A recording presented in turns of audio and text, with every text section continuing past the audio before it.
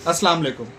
आजकल ईरानी करेंसी खरीदने का बहुत ज़्यादा ट्रेंड है और पाकिस्तान में तो खासकर धड़ाधड़ लोग ईरानी करेंसी खरीद रहे हैं और एक्सचेंजेस पर ईरानी करेंसी की किल्लत पाई जाती है। सुबह घंटा दो चार मिल जाते हैं पैसे, उसके बाद एक्सचेंजेस पर से ईरानी करेंसी ख़त्म हो जाती है।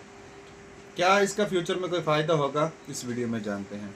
जंग के बाद ममालिक जो जंग से गुज़रते हैं उनकी करेंसी वैसे ही लो हो जाती है और उनकी माशी हालत बहुत ज़्यादा ख़राब हो जाती है। वक्त गुजरने के साथ साथ कुछ ममालिक उभर आते हैं और कुछ उस जंग से कई कई साल, 20 साल, 50 साल तक नहीं उभर पाते।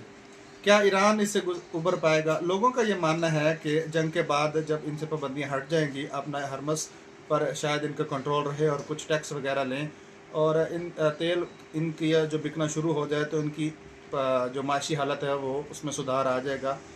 ये बात भी दुरुस्त है कि आ सकता है, लेकिन उसके लिए काफ़ी टाइम लगेगा, 2 साल, 4 साल, 5 साल।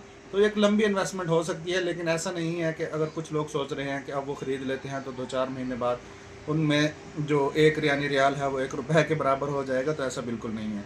ये एक रिस्क है, लेकिन ये है कि अगर आप इन्वेस्टमेंट करना भी चाहते हैं तो थोड़ी बहुत कर लें, 2-4 करोड़ लेके रख लें, ताकि आपको कल को अगर बढ़ भी जाती है तो आपको अफसोस ना हो कि हमने नहीं ली। लेकिन ज़्यादा इन्वेस्टमेंट जो लोग कर रहे हैं, 2-4 लाख रुपए की करेंसी ख़रीद के रख रहे हैं या ज़्यादा रख रहे हैं, तो उसका मेरा ख्याल है कि इतना रिस्क नहीं लेना चाहिए।